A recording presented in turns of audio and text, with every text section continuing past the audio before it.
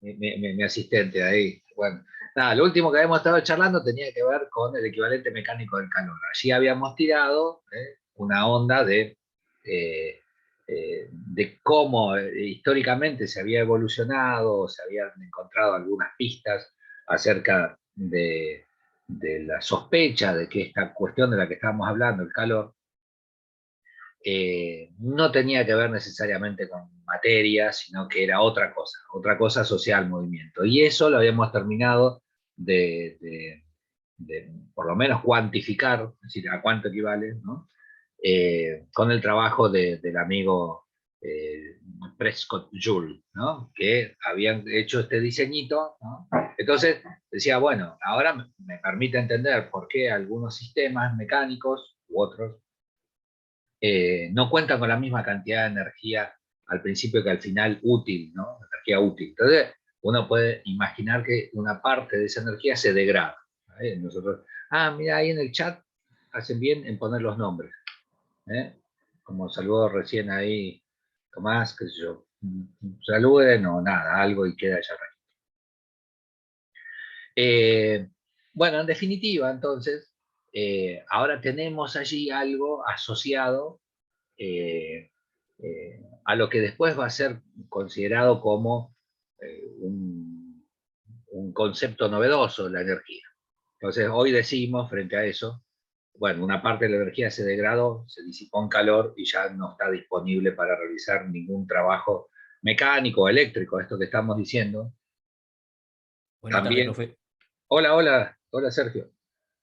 También se puede aplicar a circuitos eléctricos, ¿viste? Todos sabemos que, no sé, una parte de la energía se disipa en calor en los cables, qué sé yo. Entonces ya o un motor, ¿no? El calor se disipa del motor, están diseñados con alas, digamos, ¿no? Con la idea de que, o con turbinitas que le tiran aire, la idea es que disipen un poco el calor que se genera. Entonces, toda la energía que toma el motor de la instalación eléctrica, ponerle toda la energía eléctrica, transforma una parte en mecánica, ¿no? Una parte se bombea el agua, chiqui chiqui. La otra parte se disipó en calor del motor. Entonces, entender el funcionamiento de estas cosas fue parte de los programas de estudio de principio del siglo XIX. Entonces, por eso te decía que estas ideas para 1830 conforman otra perspectiva de los fenómenos, como se dice, térmicos. Una teoría bien diferente de la teoría del calor y una serie de ideas, ¿no? Y programas de investigación cada vez más sofisticados, ¿no? En relación mucho a las máquinas térmicas, que tienen consecuencia hoy. Cualquier motor de un auto es una máquina térmica. Transforma la energía que libera el fuego de la ignición del combustible en movimiento. Así que siguen valiendo las mismas nociones que se fueron construyendo al principio del siglo XIX. Antes de eso, yo me había acordado, lo que pasa es que esto es muy lindo de hacer en la escuela, ¿viste? Y entonces tengo un montón de cosas acá dando vueltas que están buenas de chusmear y de explicar. Espero que acá no se vea una pepa por más que tratemos de hacer no sé qué. A ver si cambio de cámara. La otra cámara tiene más definición. Bueno, nada. A ver ahí. Ay. No se ve nada. Termómetro. Trataba de mostrarles así un termómetro. Estos fueron como los... Sí, se nota, profe, el termómetro de mercurio. Termómetro de mercurio, sí, exactamente. No sé ni dónde ponerlo, ahí por ahí. Tiene son una idea que te diría que son del siglo XVII. El primero de los termómetros lo hizo un fulano, para que acá vea, Fahrenheit, ¿no? Un fulano que decía, ¿cómo determino yo, cómo comparo sistemas? ¿No? Entonces, yo toco esto y lo siento frío, ¿viste? Pero ¿qué tan frío? Bueno, no sé, depende. Si el hielo está recontra helado, bueno, acá Jonathan la tiene clara, te termina quemando la mano más o menos. No hay mucha diferencia en lo sensorial con algo caliente, ¿no? Entonces, dicen, bueno, no, tengo que alejarme de las ideas que vinculan a la sensación, a qué está más frío, qué está más caliente. Con esta mano, que ahora estuve tocando el hielo, toco, no sé, algo y lo siento caliente, que yo con esta mano me toco esta otra y siento que esta mano está caliente, pero en realidad es porque acabo de tocar el hielo aquel. O sea que la sensación, la idea de comparar a partir de la sensación de los sistemas térmicos, en algún momento dijeron, no, lo que mirá, vamos a cambiarle la vuelta y busquemos otra o alguna propiedad térmica. Entonces, dentro de las propiedades térmicas, una, como decía recién creo que Jonathan, una es este primer diseño, ¿no? Este es un diseño sofisticado, pero en definitiva aprovecha una propiedad térmica de los materiales. Y como habíamos charlado la otra vez, los materiales cuando modifican su temperatura, también modifican su volumen. Entonces, el termómetro de mercurio tiene un bulbo, este que de acá, bulbo, que es de vidrio un poquito más delgado, y después vamos a chumear por qué, y básicamente lo que hace es cuando modifica la temperatura, tiende a expandirse para algún lado. El material que tiene adentro, en este caso es mercurio, también podría ser, qué sé yo, una mezcla de alcohol, ¿no? Algún líquido. El mercurio tiene su particularidad. Me valgo acá un cachito del pizarrón. Borro ese cachivache que está ahí. ¿Qué temperatura se encuentra el mercurio normal, profe? A la temperatura ambiente que lo ponga, digamos. Ah, Es o sea, la reacciona. temperatura del medio. Y en esa temperatura, este metal es líquido. ¿Eh? Ahora, ¿cuál es la ventaja del mercurio? Adentro del coso adentro, tiene acá abajo el bulbo del que estamos hablando, ¿no? Acá abajo. Abajo de todo, el bulbo Y después está exagerado un tubito que tiene adentro. Adentro de esto tiene un tubito. ¿Sí? La pared de vidrio y el tubito ese. Entonces, por ese tubito puede ascender la columna de mercurio. Ahora, ¿qué pasa? Cuando vos le das calor, ¿sí? Ese metal tiende a expandirse, no tiene para dónde, se manda por el tubito y va subiendo la escala. ¿Está bien? Bueno, ahora, cuando se enfría, al revés, va bajando, se contrae el metal y va bajando. Ahora bien, en realidad si yo a este tubito lo amplifico, ¿sí? Y me fijo, esto amplificado, adentro del tubito, el mercurio tiene una forma muy particular, que es un menisco así. Es el menisco, si vos mirás la superficie de, no sé, de una botella, ¿no? Te fijás el líquido y la mirás adentro bien, vas a ver que en los bordes el líquido forma como un angulito, no es llano, no es completamente horizontal, sino que forma un angulito. Si vos te fijás en el vaso ese, ¿no? Lo que sea, en un tubo que tiene agua, un tubo con agua, el angulito es así. Esto con agua. A esa superficie, Como hace la manguera a nivel. claro, como hace la manguera de nivel, exactamente. Esa superficie le llaman menisco. Entonces, tiene un menisco con esa curva, como cóncavo, no sé cómo decirte, así. Ahora, ¿qué onda? Eso significa que la cohesión, en realidad significa, esto se puede explicar a partir de la idea de cohesión y adhesión de las moléculas de agua. ¿Está? Entonces, las moléculas de agua generan en la superficie como una cama elástica, no sé cómo decirte, una tensión superficial entre las propias moléculas de agua. Y con el borde tienen una adhesión eléctrica con el recipiente que los contiene. Esta sería la pared del recipiente, así. Y este es el líquido. Entonces, acá se produce una atracción eléctrica entre la superficie, por eso el agua moja, digamos, porque tiene como se dice, se manifiesta una molécula polar que se adhiere eléctricamente al recipiente que lo contiene. La consecuencia de eso es que hace esta curvita. Si el tubo es lo suficientemente pequeño, ¿sí? Si el tubo es un tubito muy pequeñito, como lo que tiene esto adentro, que es un tubo bien finito, el agua sube espontáneamente. A eso se llama fenómeno de capilaridad. Tiende a ascender, sube.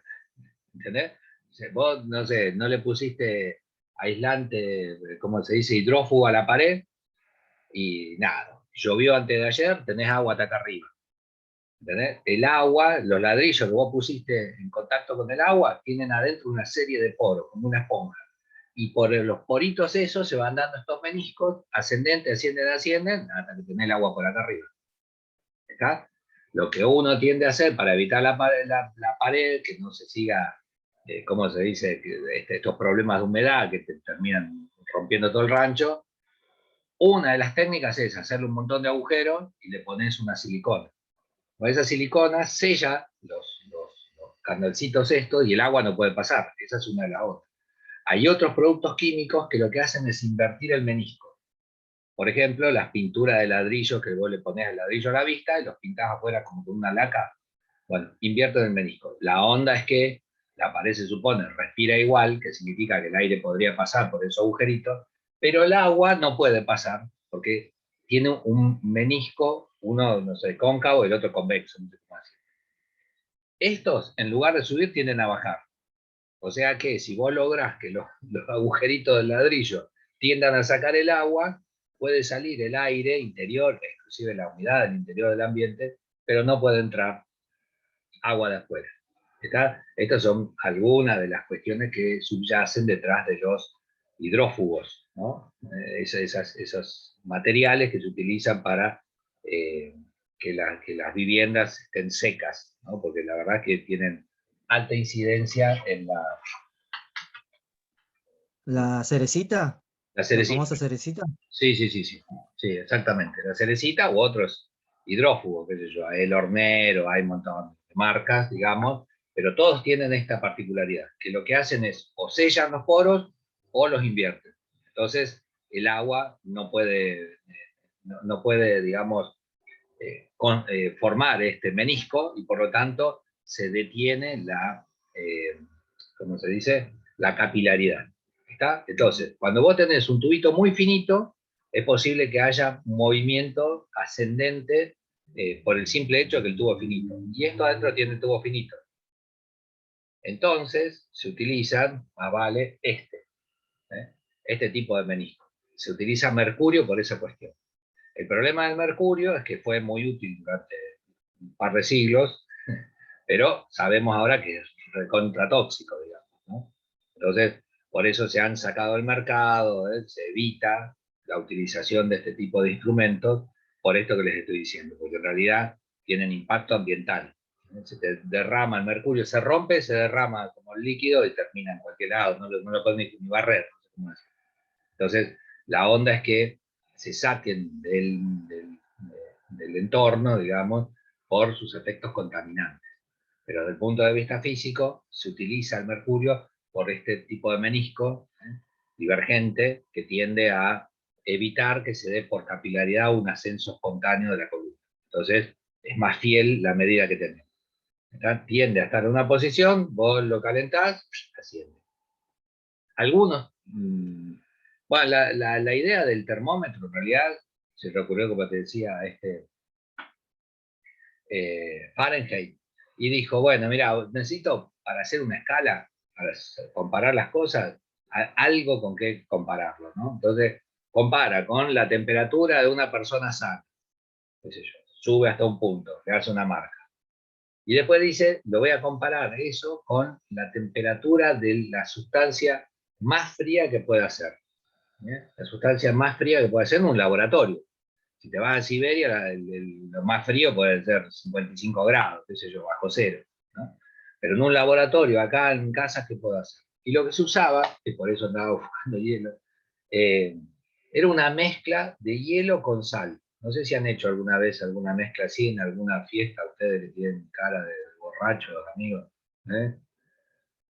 Bueno, nada, cuando vos ponele, tenés un grupo, no sé, terminás de jugar la pelota, se vienen los dos equipos a celebrar, no te alcanza la heladera para enfriar 500 botellas. Entonces, ¿qué se hace? Haces un hoyo en el suelo, le pones un nylon, pones las botellas, le pones hielo de esto roto, rompés hielo en fracciones y le tirás sal gruesa. ¿Vieron eso alguna vez? ¿Cuánta calle le falta, querido? ¿Cuánta Sí, calle? sí, lo vi. No sé, a mí me Ah, contó Pablo. gracias a Es Dios. buena esa, ¿no? Por ahí Iba Pablito podía con los ser, ¿eh? pescados también, ¿no? Yo le tenía fe a ustedes ahí. Bueno, nada, En un tamborcito. en un tamborcito, en algo que después la sal esa no te contamine el suelo, digamos, ¿no? Pero la onda es que si vos haces una mezcla de sal y hielo, la temperatura de ese sistema baja sensiblemente. Puede ser el orden de los 15 grados bajo cero. Y esa es una propiedad que conocía el amigo Fahrenheit. Y también hay, viste, algunos, ¿cómo se dice? Profe, Maquinitas de helado. Sí, Sergio. yo hacía eso cuando iba a pescar. Cuando voy a pescar hago eso, pero no sabía para qué era. Yo sabía que había que ponerle hielo y sal. Salo el pescado y le ponía hielo así y claro, se conservaba mucho tiempo. Y es eso lo que está diciendo usted. Sí, la única onda es que el hielo se derrite. Baja un montón la temperatura, pero el hielo se derrite. El sistema, si vos lo tenés bien aislado, baja la temperatura, pero se te hace agua en el fondo. Entonces la onda para ese tipo de situaciones es evitar, digamos, ponerlo en una superficie, que el agua te quede abajo o adentro, imagino un tupper, qué sé yo, algo donde no se te moje todo. Porque baja la temperatura. Para las botellas no pasa nada. Lo único que después cuando la destapás, la tomás del pico, después de la quinta, te queda salado, ¿viste? Pero así que la onda es, nada, entonces es una capita y el cuento venía a que la temperatura más baja que se podía hacer era tomar hielo y agregarle unas sales de amonio, de amoníaco, que de hecho se han utilizado en heladeras hasta te diría, mediados del siglo pasado, o no mediados, pasa, digamos, 1970 encontrabas heladeras que funcionaban con amoníaco, ¿no? Bueno, entonces, esas sales bajaban un montón la temperatura y a eso le hacían una rayita. Entonces tenías dos puntos. Un punto en un lugar del termómetro que equivale a la temperatura de la persona sana. ¿Eh? Y el otro punto en el termómetro que equivale a la menor temperatura. Y eso le podía el 0 grados. ¿Cuál es la menor temperatura? Bueno, lo que hago con la sal y hielo. A eso le marca 0 grados. Y después hacen una serie de rayitas, entre 0 nuestro y 100, habían 180 rayitas. Esa es la escala Fahrenheit. Es una escala que han utilizado los británicos y en todas sus colonias. Entonces, imagínense que a principios del siglo XIX, no a principios, pero a mediados del siglo XIX, Gran Bretaña tenía control, no sé, del 20% de la población mundial. Llegó a tener el 25% de la población mundial bajo su control. Entonces no es solamente que ocuparon las Islas Malvinas. Ocuparon las Islas Malvinas, Hong Kong, Sri Lanka, ¿entendés? Los monos, unos crotos totales, por todo el mundo, colonias. Una islita así, con una gran flota, imperio. ¿Sabes? Llegaron a dominar o tener bajo su tutela o, ¿cómo se dice? El gobierno, el 25% de la población mundial. Es un numerito. O sea, un numerito de verdad. La India, imagínate, ¿no? Eran todos protectorados o no, todos dependían de la corona británica. Entonces, la escala Fahrenheit se vuelve extremadamente popular.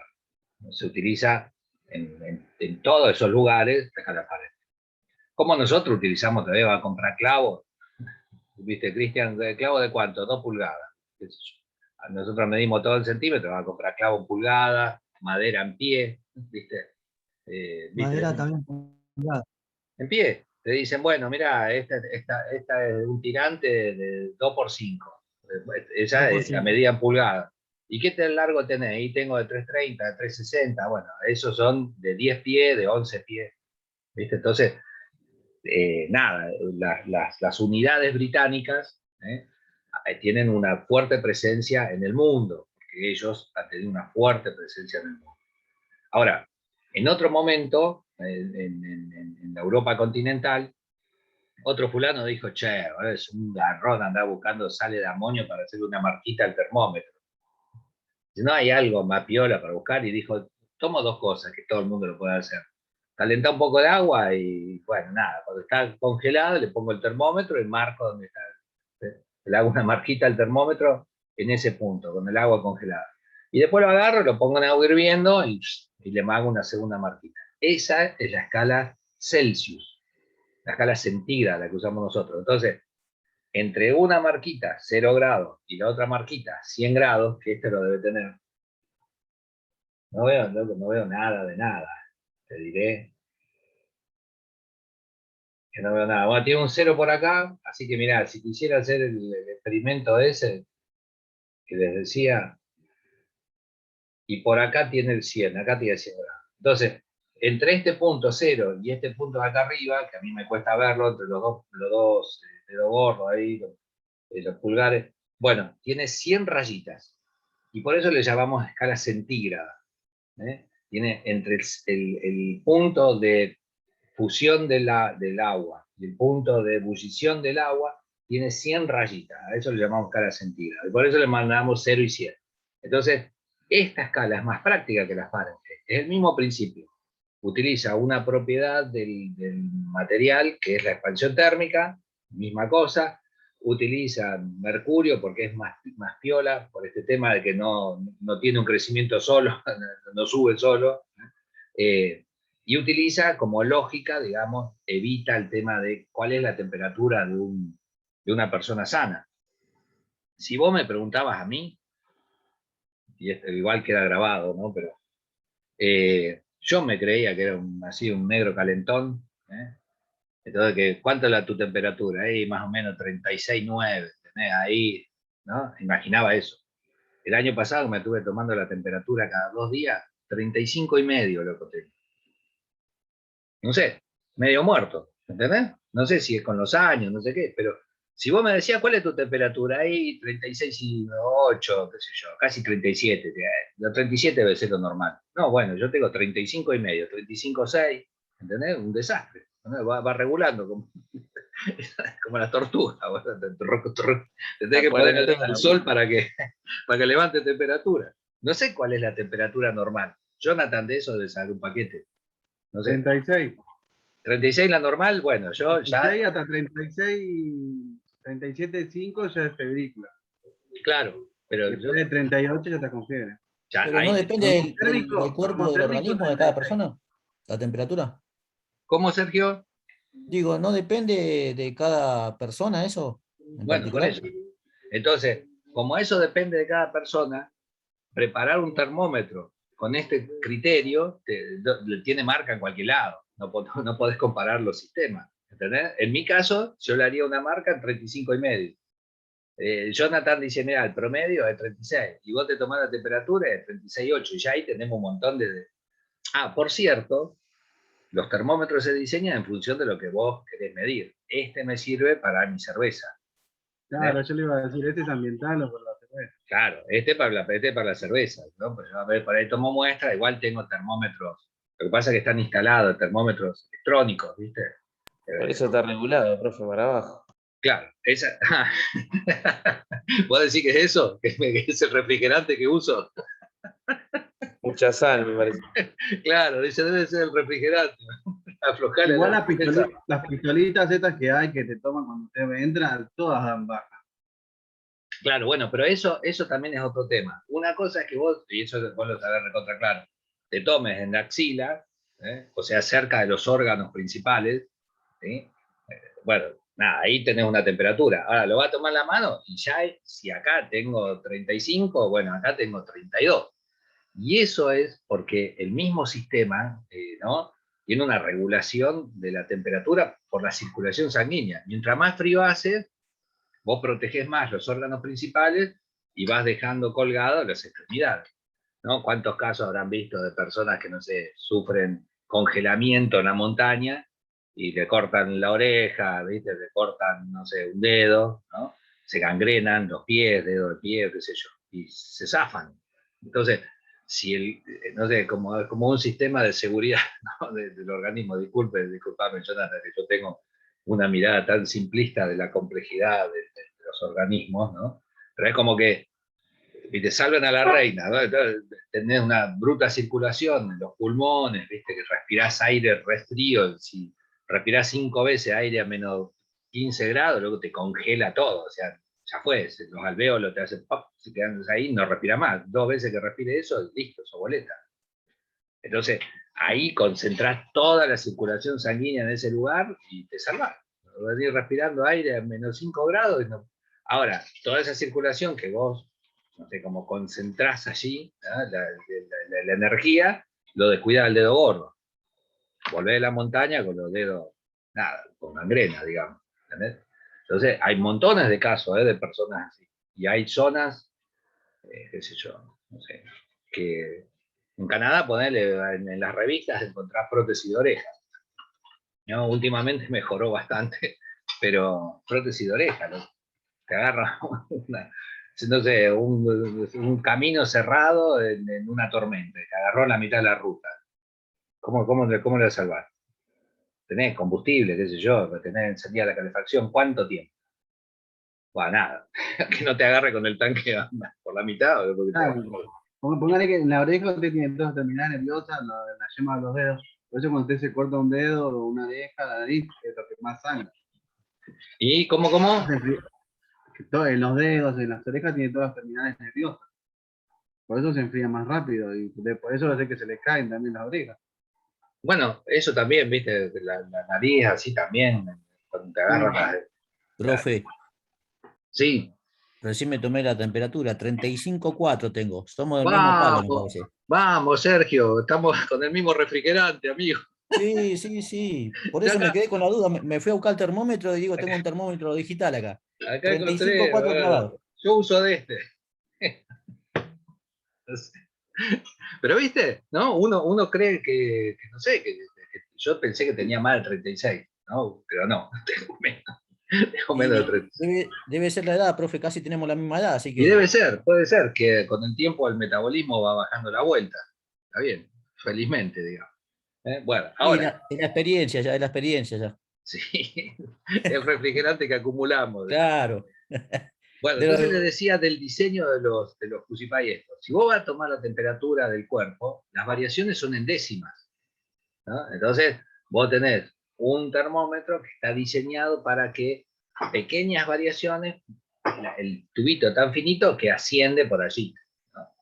En décimas, un cachito. Si vos agarrás el tubito, el termómetro ese, de la temperatura corporal, y se te ocurre, a ver cómo está el agua del mate, ¡pum! Te explota, ¿viste?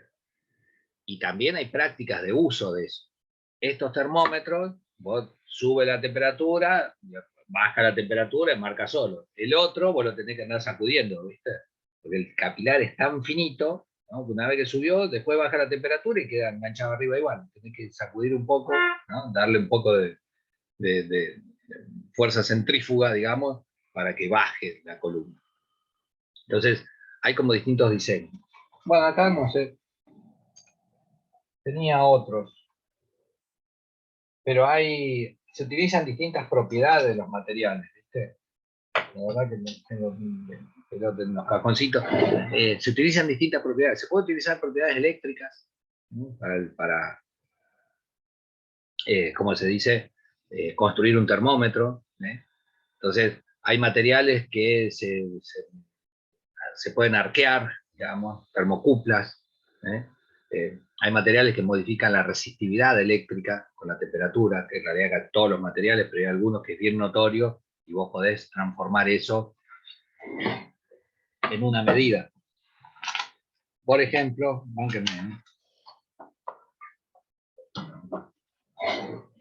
por ejemplo, estos crucifijos.